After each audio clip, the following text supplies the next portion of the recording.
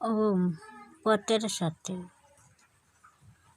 তোমার যৌবন তোমার বার্ধক্যের দিনগুলিকে করিতেছে নিমন্ত্রণ। তোমার বার্ধক্য তোমার যৌবনের দিনগুলির করিতেছে কাহিনী বর্ণন। একথা এত সত্য যে ভাবিলে তুমি উদ্বিগ্ন হইবে, উল্লাসিত হইবে। উদ্বিগ্ন হইবে এই জন্যই যে পাপ করিয়া সকলকে ফাঁকি দিয়া যায়, নিজেকে যায় না।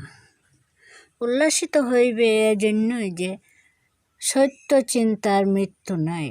অদূরে বা সুদূরে, প্রত্যক্ষে বা পরোক্ষে, আংশিক বা পূর্ণত সফলতা সে আহরণ করিবেই।